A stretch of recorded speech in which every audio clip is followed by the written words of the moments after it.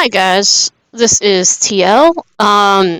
So let me delete that really quick. Uh, so is my okay, it is picking up my voice. So I'm gonna do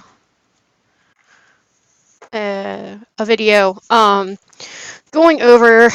This is gonna be quite a long video. I'll just forewarn you about shoo the database. Now I know my last video with RPG Maker, I did a brief overview of the database and everything. This time we're going to go a little bit more in depth with each part of the database. Um, so I'm just going to click here. This is the database. I think if you hover over it, it might say, yeah, database, plugin manager, sound test, event search, resource manager, and character generator. And then this is the playtest. So I'm going to click this. Alright, so here we have the actors. And we're going to start actually from here and go this way for reasons. It's not going to make a whole lot of sense, but it will. So here is all of the basic different terms that are in your game. Level abbreviations, HP and HP abbreviations. Now you can type out hit points, mana points, type points, experience, and put the abbreviation there.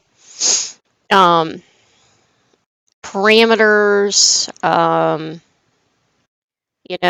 how this has max HP, max MP, attack, defense, magic attack, magic defense, agility, luck, hit, the hit rate, and the evasion rate. You can change all of that. These are the different commands. Some of these are fighting. Some of these are menus. This is always dashed, command remember. But these are just basic terms that it's in your game. Types.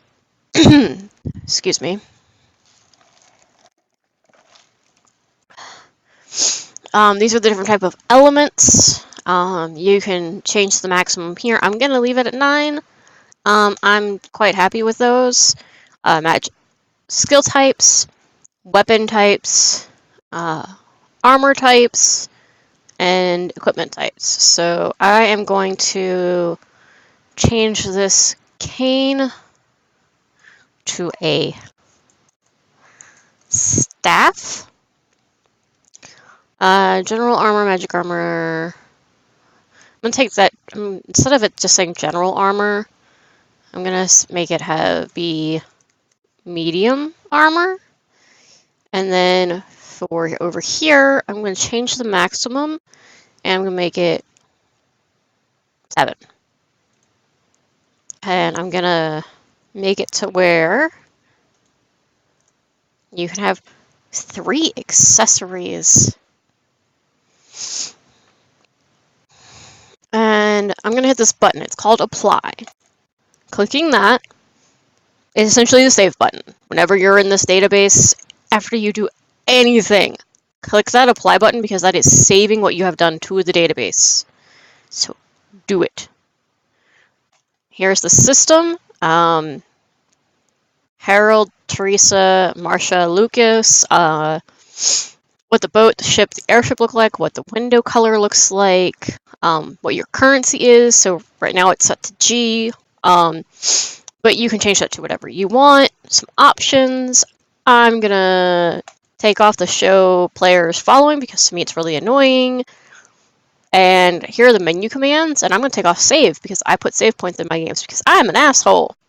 This is the music. These are the different theme sounds that you can have. Here is all the different little sounds, little beeps and buzzes. These are the different motions. Like if I click this, image, and I can literally, there are all of these. So, yeah, I'm just going to click OK.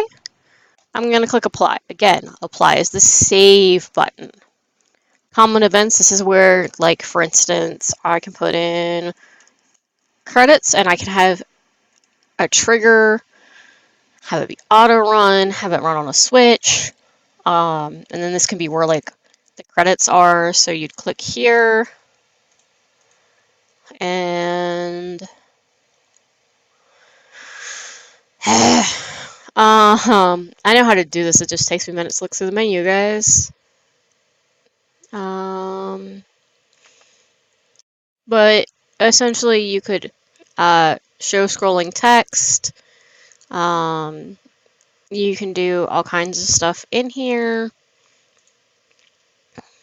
To where you can have a certain background music play while the credits are playing, and then afterwards you can, like before it opens, you can have it save and then play the credits with the nice sound, and then you can have it return to the title screen at the end. So you can have all of that, and then you would click apply. So for instance, you would do show scrolling text, and you do like character art by TL, story by TL. If you hit preview, it'll show that. You hit OK. But let's say I want to put something above it, so I'm going to click new because I want it to give the option to open the save screen, so that way you have the option of saving. But me, I like to be more technical, so I wouldn't actually have that. I would have new, show choices, show text. Would you like to save? Click OK. And then new and show choices. Yes, no. Yes, would. Open save screen. When no.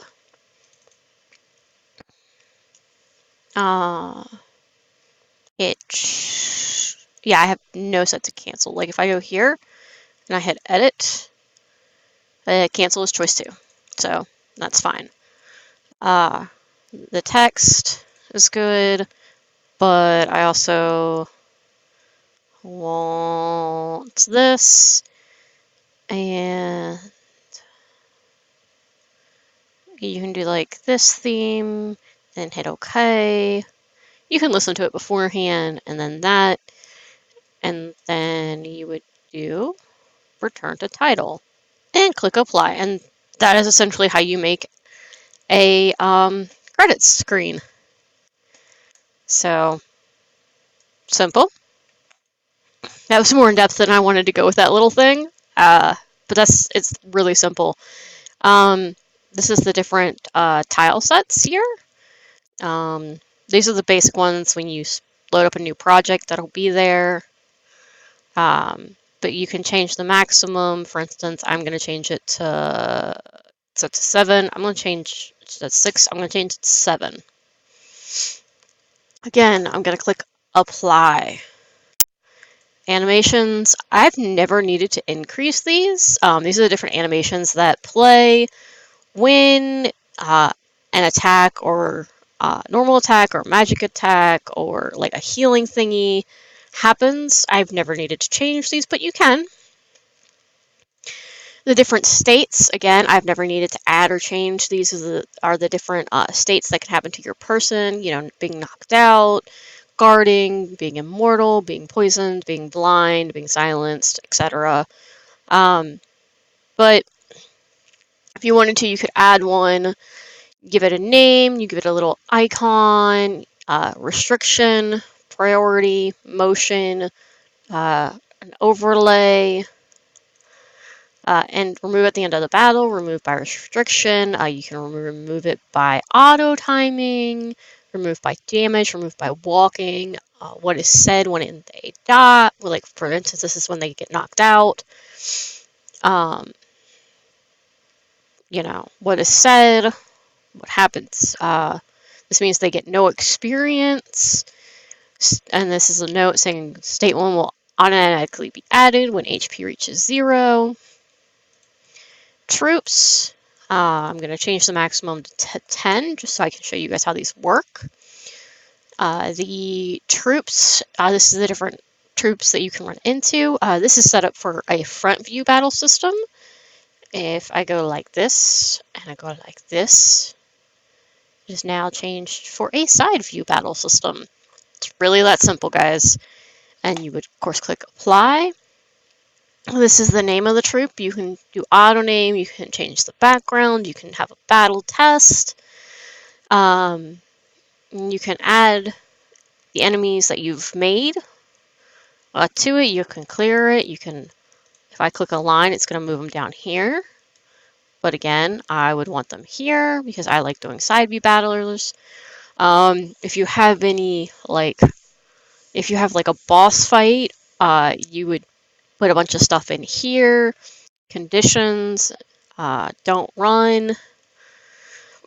When it ends, span the battle turn moment, and such.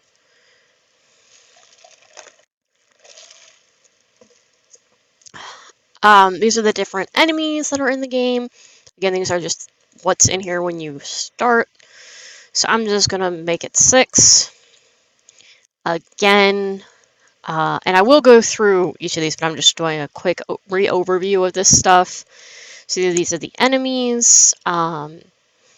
So like, this is the bat. It's got all of his parameters, some traits, if he drops anything, if he gives any experience, what his attack patterns are.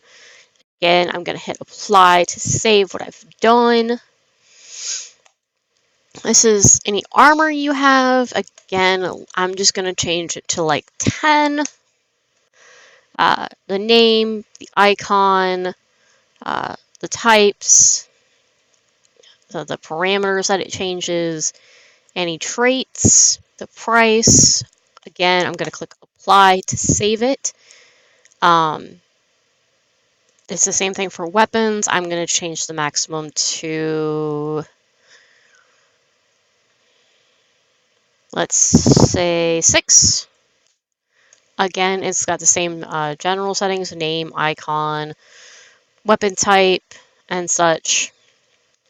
The animation that plays, how much it costs, the parameters, any traits that it has. Again, I'm clicking apply to save it. Items, again, different items you can have throughout the game. Let's say 10. And this helps me. You can use it to help you too. Doing that. Again, I'm clicking apply to save. What I do with this is the normal items. Like, actually, what I would do is I'd take these all out. I'd have this first one, have that line, and actually I'd have that line back up some, and I would do key items. And I would click apply. Because yes, in here you can go and you can hit regular item, key item, hidden item A, hidden item B, but this way you keep it organized. This is what I do. I even do it normally for like the weapons. I'll put all the swords and then I'll put a line and then I'll do the same thing and put the bows and put a line. Do the same thing for the armors. Like, I would do like all of the shields, then put a line, then do all the hats and then put a line, just to help like differentiate what is where. It's just helpful. Skills. I don't normally do it for the skills. I am going to change it to 10. Sorry, it is a 10. Change to 15 for the skills. Back to the items though, it does, you have the name, the icon, the item type, price, if it's consumable, the scope, the occasion, how well it's going to be able to be used, if it does any damage, any effects it has. And I'm going to click apply. Skills, this is the different skills. You gotta have an attack and guard, that way you can at least attack and guard in the game, same with escape. But this is where you would like have your heal and your magic attacks and like your triple attacks and your double attacks. You're gonna have a name, an icon, the skill type. Ooh. Excuse me, guys. If it costs any MP, if it costs any TP, the scope, the occasion, how well it can be used, the message, if it requires any weapons, the damage, the state, well, any effects that it can have, like if you're gonna add like poison or something, the skills, and then again here it says, attack number